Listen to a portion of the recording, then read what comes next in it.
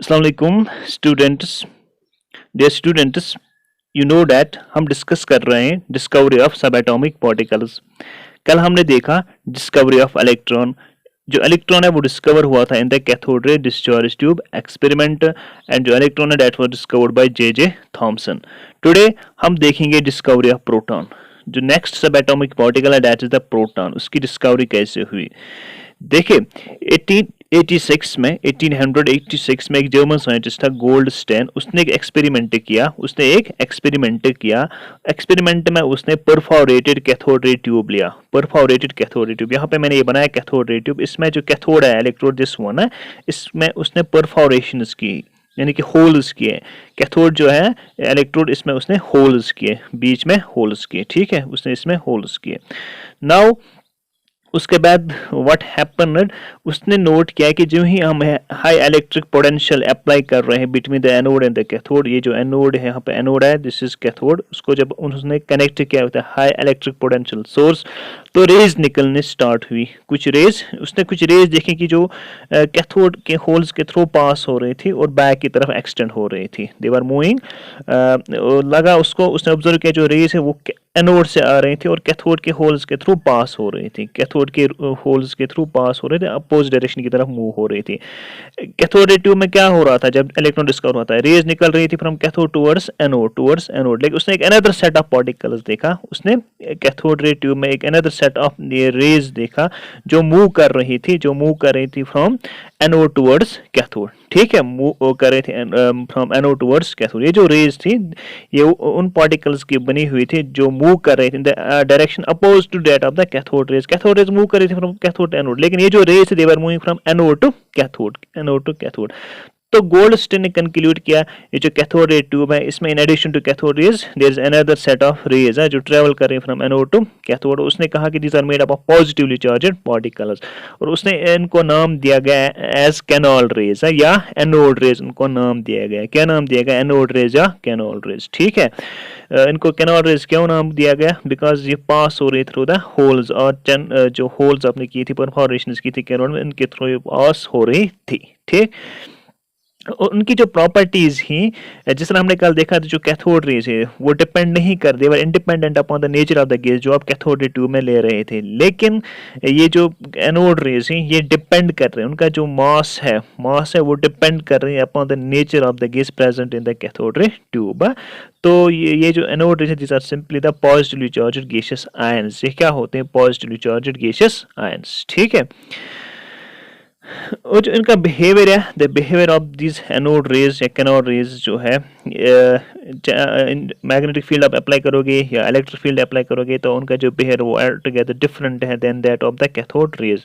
जिस तरह cathode rays behave कर रही थी, एनोड रेज का बिहेवियर उनसे डिफरेंट है।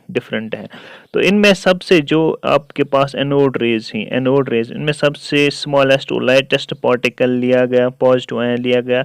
तो वो कहाँ से लिया गया, that was taken from hydrogen जो गैस है उसमें सबसे स्मॉलेस्ट पॉजिटिव आयन ऑब्टेन किया गया और उसका नाम रखा गया एज प्रोटॉन। क्या नाम रखा गया एज प्रोटॉन। ठीक है, यानी कि ये जो एनोड रेज है इसमें जो पार्टिकल्स हैं ये simply positively charged gaseous ion, उनमें सबसे स्मॉलेस्ट या लाइटेस्ट पॉजिटिव आयन जो है वो ऑब्टेन किया गया फ्रॉम हाइड्रोजन, एंड उसका नाम रखा गया एज प्रोटॉन।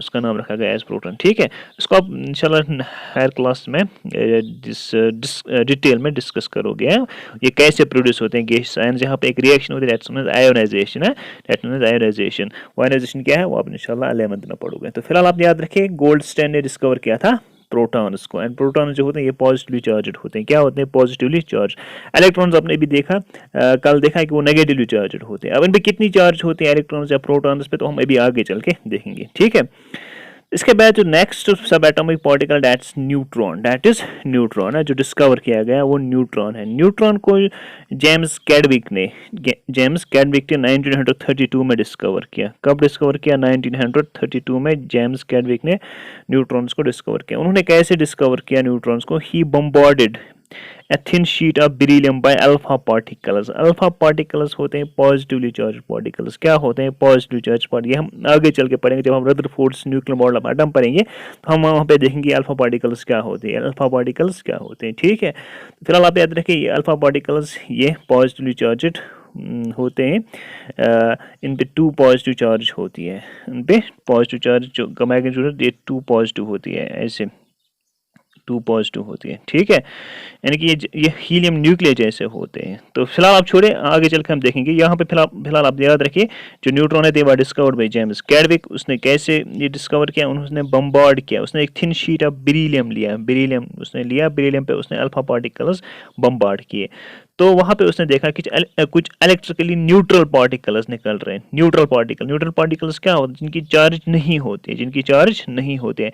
उसने देखा कि कुछ न्यूट्रल पार्टिकल्स निकल रहे हैं, जी उसने बम्बार्डमेंट की। तो उनका जो मास है वो greater than that of protons है, थोड़ा सा उनका मास प्रोटॉन से ज्यादा है, और उसने उन पार्टिकल्स का नाम रखा है एज न्यूट्रॉन्स। उसने उन पार्टिकल्स का नाम रखा है एज न्यूट्रॉन्स। ठीक है, तो neutrons they were discovered by James Chadwick. उसने कैसे इनको डिस्कवर किया?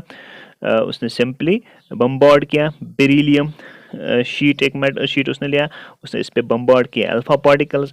जी उसने अल्फा पार्टिकल्स पे बम्बार्ड किए तो उसने देखा कि कुछ पार्टिकल्स ऐसे निकल रहे हैं जो न्यूट्रल थे एंड यानी कि उन पे कोई चार्ज नहीं थी। और जो न्यूट्रल पार्टिकल्स उनका मास उसने देखा कि slightly greater than that of proton है, और उसने उन पार्टिकल्स का नाम रखा एज न्यूट्रॉन्स। क्या नाम रखा? As neutrons. ठीक है, अब हम यहाँ पे देखेंगे इलेक्ट्रॉन्स का मास क्या है, प्रोटॉन्स का मास क्या है और न्यूट्रॉन्स का मास क्या है। ठीक, पहले हम देखेंगे इलेक्ट्रॉन। ठीक है, इलेक्ट्रॉन जो है उनकी जो सिंबल है वो ई होती है, सिंपली ई। इलेक्ट्रॉन्स को आप ई से रिप्रेजेंट करते हो, और उन पे जो एब्सोल्यूट चार्ज है, एब्सोल्यूट चार्ज जो उन पे चार्ज है माइनस है -1.602 इंटू 10⁻⁻19 कूलम्स, -19 कूलम्स। ये इन पे क्या होती है? चार्ज होती है।